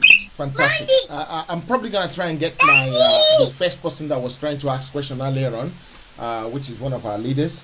I'm going to try and get them back, and then thereafter, I will be giving it to Mr. Timotokwe to ask one more question, and allow me to ask one more question, and we will be bidding bye-bye. People have been asking me for numbers to call. I am so sorry I haven't actually pinned that number. I'll pin the number now, guys. I'm so sorry that I haven't pinned the number before.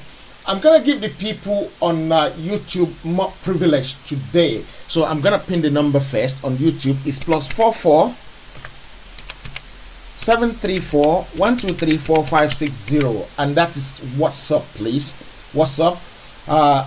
+44 734 123 4560, and that is on WhatsApp. Please don't jam the line. Try not to jam the line, because if you jam it, it's just not gonna work for every one of us. Thank you very much, guys. Now I'm gonna be pinning that number to YouTube as well, or to Facebook as well, so that people can actually ask their question on Facebook as well. While we're waiting for that to normalize, let me try and get the father that called earlier on back. People are calling already, so I'll give it to you guys. So let's pick this gentleman first, because he's the first one. He was there waiting straight away. I don't know what happened to him. Okay, let's forget about that one. Let's go back to this our father that I believe is watching with so much keen interest. It's been a big honor to have somebody like you in our midst. Sir, you were asking a question before we lost you earlier on. Go ahead, ask your question again, sir. Or you were saying something? Yes, there's no question for my brother. Mazi and I are brothers. Ogaji, and he knows what I'm saying. We cannot give too much away. I just want to say a big thank you to my brother for honoring this call, and that on this journey, of course, we are together, and God will bless all our efforts. I just want to wish him well, and to wish the Igbo, Biafra, and the Yoruba Oduduwa nation all the best in our future endeavors, and may God crown all our efforts with freedom. On that, there would never be a compromise. The two are going to go together and actualize their dream of independent state. And by that, that is the resolve to which we are addressed, and to the resolve that we shall accomplish. And let it be said that on this particular day, history was made, and I am glad to have been part of it. Thank you so very much, and God bless you all. Fantastic, thank you. So thank you very much. It wasn't a question. You said your prayers. There's no point in trying to answer a statement. It was just a statement to tell us how they work very hard. Let's pick this one from +727. Caller, your name, where you're calling from, and very, very quick question. Go ahead. Thank you very much. Good evening to my great leader. My name is Ikenga Oluago, and I have a very special question for our leader. Some of our pastors, especially in Biafra land, have become so xenophobic in nature. So I want to know, what should we do to such people? Those who have made it possible, like they are doing everything humanly possible to make sure that the actualization of Biafra is impossible. So how should we treat such people? Thank you very much. Thank you. Thank you. What we do is that we give such a person the IPOB treatment, because by virtue of what they are doing, let us understand, when somebody comes out to say, I am against IPOB, I'm against Biafra, or by extension, I'm against what Oduduwa agitators are doing, what that human being is saying is that they love the terrorism going on in Nigeria. What they are saying is that they love the unemployment going on in Nigeria. What they are saying is that they love the fact that 4 refineries can be shut down with the attending loss of jobs, and refined petrol brought in from abroad at such huge exorbitant prices, a depletion of the nation's foreign reserves. What that person is saying is that the Fulani can come and rape and kill at will, that they are happy about it. What that person is saying is that the army and police of Fulani extraction can come into our land, kill innocent people and get away with it. What they are saying is that they are Fulani slaves. What they are saying is that they want us to continue to live in servitude and oppression. Such people, quite frankly speaking, doesn't deserve to live. But because we are peaceful people, if they have come to perpetuate our existence in the misery that is Nigeria, we shall also make their lives miserable. Thank you very much. Caller, go ahead. Your name and where you're calling from, sir. Okay, hello, good morning, my leader, my able leader, Mazi, Nnamdi Kanu. Good morning. I'm calling from Malaysia. Go ahead. Good evening from here. So my name is Ofod Meme. I'm from Imo State, either or not. My question is this: I have been calling you Friday interactive to because I had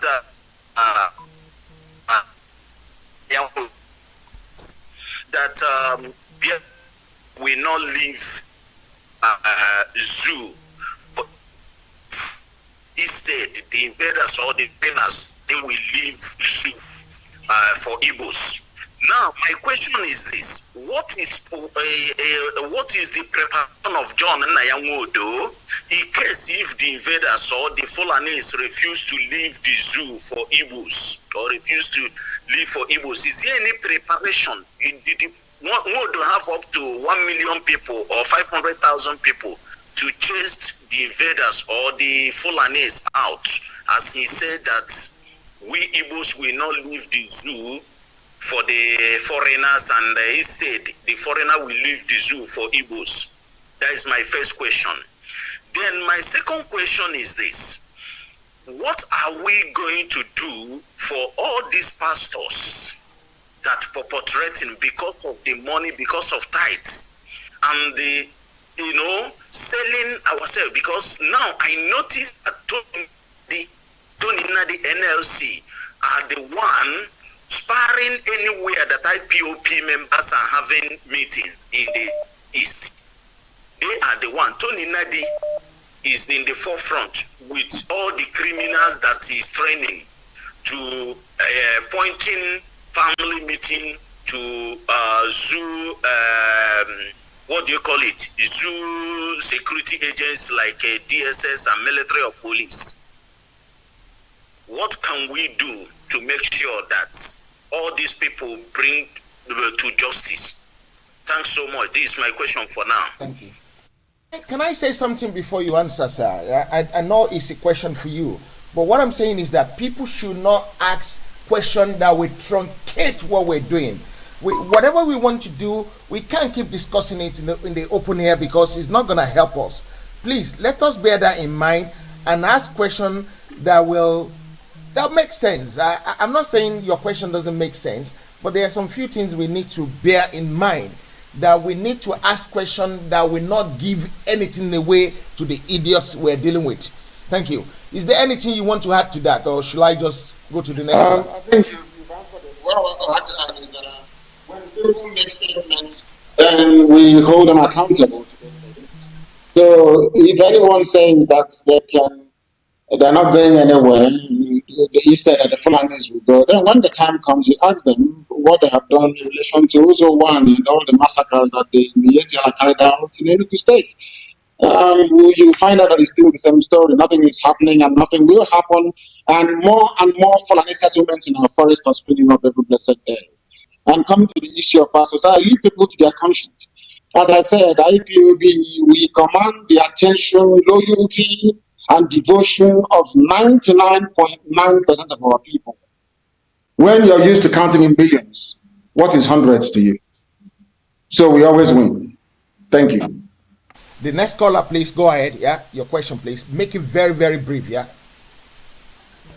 Yes. Am I on now? You're on now. Yeah. He can hear you, but you might not hear him. But I think you can hear him. Yeah. Okay. My name is Paul Oni. I'm calling from Abeokuta in Ogun State, Nigeria. Wow, brave man. Yes, it's wonderful having you here, and I commiserate with you that you lost your parents in this struggle. Some of us have also lost one thing or the other over the years. So it's wonderful for a people that have identity, nationalities to go on their own. But my own worry, and the worry of some other schools of thought, is that just like the Catalonians, that they have struggled and struggled and struggled, how do you see us achieving this goal? That is one part of the question of the Oduduwa Republic, the Biafra, and the other nationalities in this country, especially those up north that are suffering, that they are being killed on a daily basis. How do you see us achieving it? If we do a rally on the 1st now, everybody goes back home, nobody can maintain it. Let's not deceive ourselves. Nobody can continuously do these rallies and be on the streets 24 hours every day. They will bring out the military and everybody will go back home. Now, how do we eventually achieve this? The Yorubas have gone to the UNPO. How do we go further? How do we achieve this? When we have a country that is legitimately, constituted as a nation, who has the power of the military, power of the forces behind them. That is one part of the question. The second part of the question is, what do you Daddy, think? can I stop you there, sir? Can I stop you? You can only ask one question from now on because of time. And it's the same question, but the second one is very important too. Okay, go ahead. Go ahead. Very, very important. The second school of thought says that, okay, when Jonathan was there, why didn't he put his own people all over the places too? These people have put their own people all over the places. In 2023, if an Igbo man becomes president or a Yoruba man becomes president, if they also put their own people all over the places, build rail lines like they are building a rail line from Kanu to Niger, we also link all our places and develop our places. How do you see that as an option? Thank you very much. Thank you, my dear brother, for calling. On your first question, how do you sustain this very effort is how we have sustained it over the years. Consistency is what gives you victory at the end of the day. Mandela was in jail for 6-7 years. Consistency, eventually he won. And we do concede, of course, that the lives of Steve Biko died in the process because blood will be shed, people will die. That is the nature of the beast that we are facing. But that shouldn't deter you. That was exactly what we did. That was why the white man came in, and should I say Europeans, and divided the great Yoruba nation into three. Some Yoruba people are in Togo, some are in Benin Republic, some are in Nigeria. And I ask you to go to England and tell me in how many countries you have English people. They are in one country in England. In how many countries around the world do you have, even Switzerland, that is a combination of France, of Italy, and of Germany. They all have the right to independence. I was in Geneva. I saw Geneva. Geneva has the right to become independent tomorrow morning from Switzerland if they want to. The canton system they have is a very loose form of devolution. Now, let me tell you this. People in Africa, we always put fear first before we do anything. That's always fear. The army will come. Listen to me very carefully, please. Britain was very mighty, but George Washington defeated them. America is the greatest country in the history of humanity. The longest running civilization since the man set foot on this very earth. But they went to Vietnam and they were humbled because the Vietnamese were fighting for their land. When you fight for your land, you don't get tired. Biafra was able to hold out against Britain and the rest of the world for 3 years with nothing because they were fighting for their land. People must understand this. What you're suggesting, what you're implying is that Fulani terrorism should continue unabated. What you're suggesting is that what the Janjaweed are doing, what Mietiala is doing, raping and killing, it could be your daughter tomorrow. Yesterday it was Pajuranti's daughter. Tomorrow it could be your own daughter. How would you feel? That's right. So you're telling me that you're prepared to hand over your freedom to a bunch of marauding, nomadic terrorists just without a fight because you are afraid, because you don't know what might happen. Let me tell you something. You have heard about Arab Spring, you've heard of every revolution in the world. One thing that Biafra and the Duduwas are going to accomplish now is to have the first genuine mass uprising in the history of Black Africa. If it means we have to stay on the street for a year, then so be it. Are there no Yoruba people in the army or police? Are they going to kill their own people? Are you telling me that Biafrans in the army and the police fighting against a tidal wave of terrorism is going to kill their own people to protect Fulani interests? Anybody who is for one Nigeria is a Fulani apologist. If you believe in one Nigeria, that means you want Miyetti Allah to control your life. And it can never happen. Now, let me tell you what we're going to do.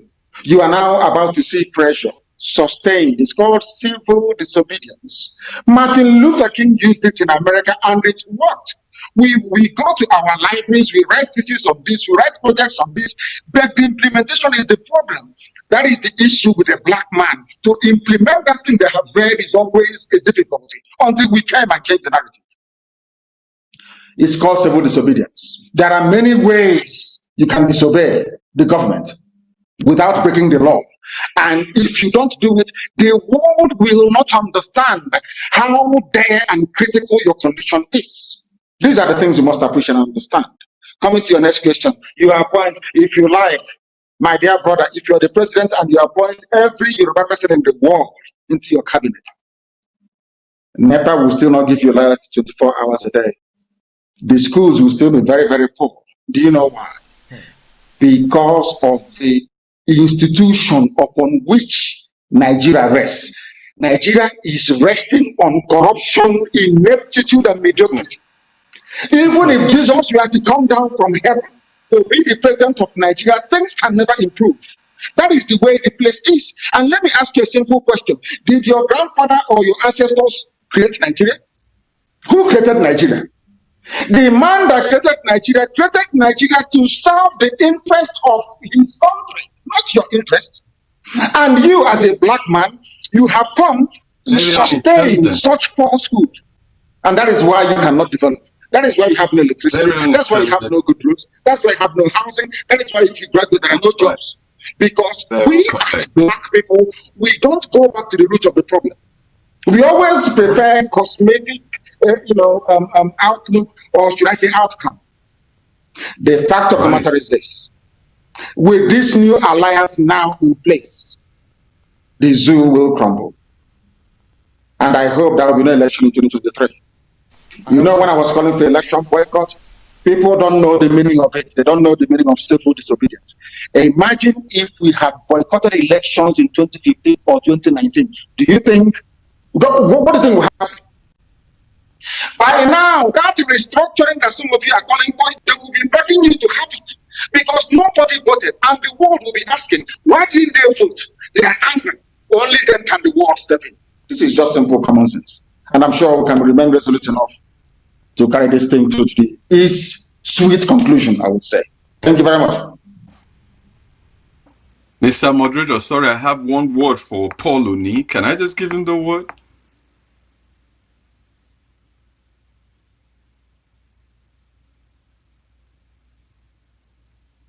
I can hear you.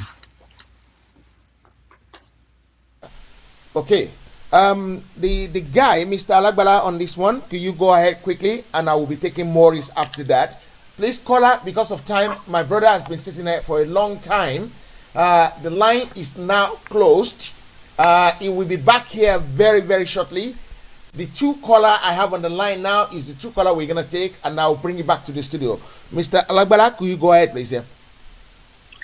Thank you very much, sir. First, I want to greet the great leader, Nnamdi Kanu, Mazi Nnamdi Kanu. Thank you very much for honoring this. This is a history in making, as they say. I only have one question, but before I ask that question, if I may say, and borrow from the word of Disraeli OTT, who said, education makes people easy to lead, but difficult to govern. Easy to rule, but impossible to enslave. You see, the level of education of our people is why we're getting some of the opposition we're getting. I don't want to mention name, but somebody was asking how, why. I don't think this is a platform for that. The question is Nigeria a divine creation? No. Then who created it? Anyway, I don't want to waste our time with that. My question is regard to amalgamation. We have just started this agitation in Yoruba land, and we're getting conflicting reports about the amalgamation. Some are saying there's a clause that says it lasted for 100 years. I read an article by Babangida that it was there. Clearly, he said Lord Lugard amalgamation was only supposed to last for 100 years. Our leaders, our elders in Yoruba have not told us anything. We have not seen it. I know you have been in this struggle for a long time. I know you are a lawyer, a very respected, learned person. We're watching how you are taking meticulous decision. So you must have known something. Can you shed more light with us now, the Yorubas? What you know about the amalgamation? We know who signed it, when they signed it. Is there a clause? And if there's anything in that amalgamation that can help our cause and our plea in the international community. Thank you very much, sir. Heritage, thank you for this opportunity. Thank you very much, my dear brother. First of all, let me make a correction. My deputy HMFO is a lawyer, not me. I'm not. I am a political economist. I am not a lawyer, but I did do some laws as an elective as an undergraduate. Now, coming to the amalgamation document, that very part of the document, has been destroyed by the British. The only thing we have is the commentary on that very documentation written by Lugard himself. Lugard alluded to that very document as a footnote in his main the thesis he wrote about amalgamation, the reason why he did it. Now that document we've been looking for, we have not found it. But there was another written correspondence from Lugard to the Secretary of State for the Colonies, making reference to that very part of his recommendation that the zoo should last for only 100 years. But we have never found it. The same way they have destroyed most documents relating to British atrocities during the Biafran War. The same way they have destroyed this very one, because it is in the interest of some people in England to evacuate Nigeria. It's their creation. They are very happy. You know, when you train a child and that child is a graduate, are you not very proud of that child? The same way they're proud of Nigeria is our creation. So if you go to England, they will say the most populous black country in the world, we created them. They didn't create themselves. And anybody, if you don't have shame, anybody who has shame in life will say no to it. Because your ancestors never did, the British did. So that very part of the amalgamation document, alluding to this 100-year span, the same way it was in Hong Kong, is not there anymore. It doesn't exist. If you go to look for it, you won't find it. It's been destroyed. We have the piece of document alluding to it, but the original document itself doesn't exist. That does not in any way validate one Nigeria, because my village did not sign. Ibeco did not sign for the amalgamation. We have the names of those who signed for it. We did not sign up to that rubbish. And mind you, when the United Company came with their charter, they vowed not to tamper with the way of life of the people or match them. That was the original royal charter of the Royal Niger Company until they changed it. So Nigeria is a and the British. Thank you very much. Okay, the last caller now is a gentleman from Togo. Could you please maintain the level of noise behind you, please? Go ahead. Your question? Okay. Yes. Good evening. Go ahead. I have two questions for Mr. Nnamdi Kanu, please. Number one question is this: we are having a lot of influx of Northerners down to South. They are coming in day in, day out. So my question is this: wouldn't their influx down to East affect a referendum if it's there to come? Wouldn't those steady influx of Northerners affect any referendum should any come in the future? Then number two question: since we have lost confidence on Ohanese, is it not possible for the IPOB and other interest group to come up with a better apex group that can represent us better in foreign or Nigerian affairs? Thank you. Good evening. That's my two questions. Thank you. On your first question, it will not affect it because before any referendum or place visit is conducted, there must be parameters that will be agreed. And you cannot just bring somebody, a Janjaweed, to come in who hasn't lived in our land for 5 years, not on the voters register, and then you want them to go and participate and vote. I know I've mentioned voters register, and I know some influencers and baby saboteurs will start saying, oh, but you don't want people to go and register. When the time comes, before a referendum is conducted, of course, the register will be opened up. and people will now be allowed to go and register. And if you have not been domiciled on land, I think that's the international standard. Up to 5 years, you're not allowed to vote. And I'm sure that a referendum will come sooner rather than later. So they cannot vote. Coming to Ohaneze, that is, Ohaneze as an institution is fine. It is the people inside it that's making it look bad. So I do believe very strongly that, when this present crop of very corrupt, compromised leaders are out, then we'll have the likes of our own version of Baya Lebenja who will be there and speaking the truth every blessed day, not minding whose ox is God. That is the type of men we need. Mbasulika Mejis of this world. People stand up and speak the truth always. Not when you speak the truth, you get it off from your body and then you start messing yourself up the next day. No. And I'm sure it's going to happen. We want to leave that office in the next 4 months. Maximum is off. And a new breed will come in. And may God help them if they mess up this time around. Thank you. Great. Thank you, our formidable leader. We really appreciate your effort. We thank you for what you've done today. It's been a lovely day, a great day in the history of mankind, because this is the beginning of something good to come that will deliver us. A force that will truncate the effort of the zoo government that will give us what we're looking for. I would like to sincerely and privately thank Mazi Nnamdi Kanu, who has been with us for the last 2 hours or so, 2.5 hours nearly. I want to say a very big thank you for coming today. Should we arrange another one for the future time, or should we leave that one and arrange that one privately? Hopefully it will be, we'll have one close to when the time the referendums will be held, or referenda will be held, both in Biafra and Duduwala. I will be glad to come, yes. Great. Thank you very much for that analysis. Guys, I want to say a very big thank you for you even watching the program. And I'm sorry we couldn't answer all the calls. The calls, I probably have about 638 missed calls already. I'm sorry, guys. Your last word, Olayomi Koiki. I must say a good, thank you once again for making it out. And I'm sure, Heritage, Mr. Adetamo says, the future is brighter. And like I have already put a stand on it, we will not hold election in 2023. Amazing. Amazing. Thank you very much.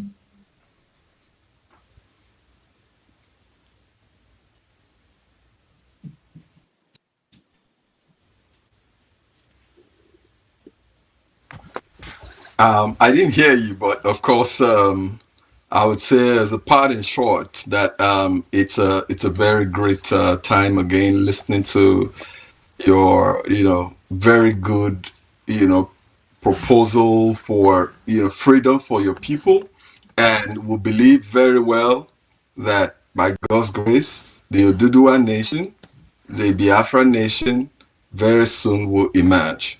Thank you very much again, and it's a pleasure actually having you here. Thank you. Thank you.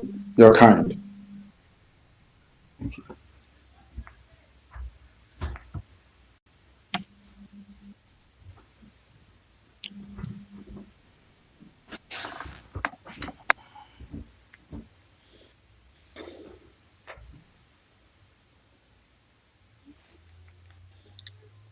Okay, it seems he's muted his mic. We can't hear him. We lost your voice. Okay, can you hear me now? Yeah, I'm sorry for back. that. Yes, About the referendum, you can now, yes. The title of the referendum is Protecting the People of the Southern Nigeria from Fulani Genocide.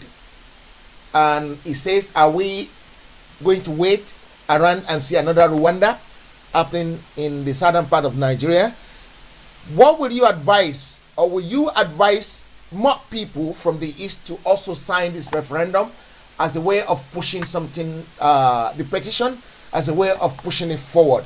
Over to you. Your last word as well, along with it, so that we can let you go. Thank you very much. What I would suggest is that we actually expand it to include the Middle Belt as well. The Christians of Southern Kaduna that are suffering, and these are Hausa people. Also, the Bachama people of Plateau State are also suffering. The Tigris are suffering. Everyone is suffering. And since we are genuine and sincere about our intention to free everybody, it is my humble suggestion and recommendation that this very petition be expanded to include those who inhabit that very treacherous terrain, or should I say that made treacherous by the Fulani people, so that the Middle Belt should also be part of this very petition, because they too are suffering, and we want them to be free as well. Very, very critical, and that petition will be signed by all who would campaign, and it will be signed by all.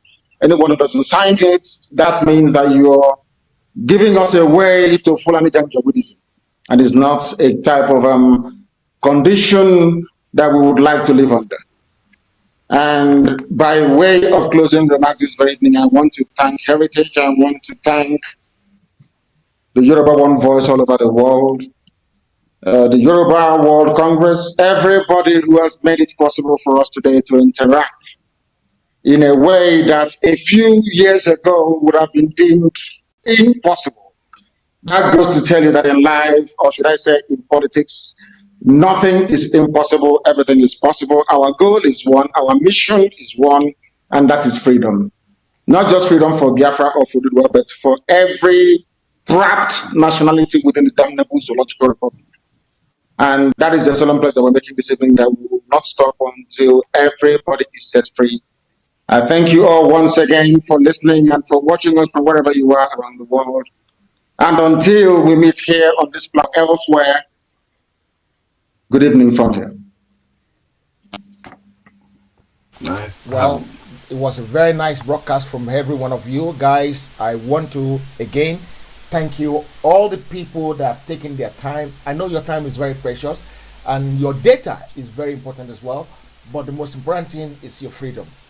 Your freedom is more important than anything else in the whole world. I want to thank everybody who has been listening. I want to thank everybody who has been watching.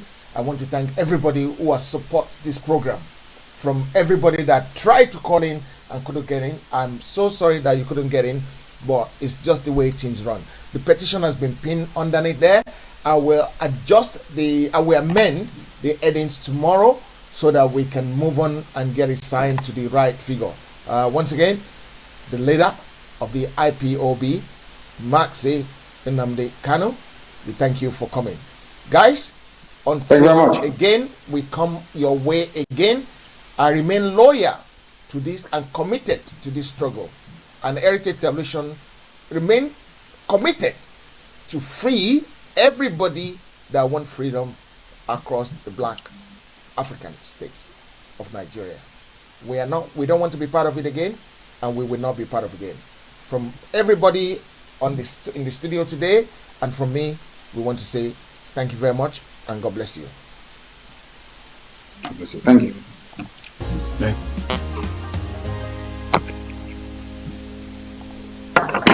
What a very good show. Can you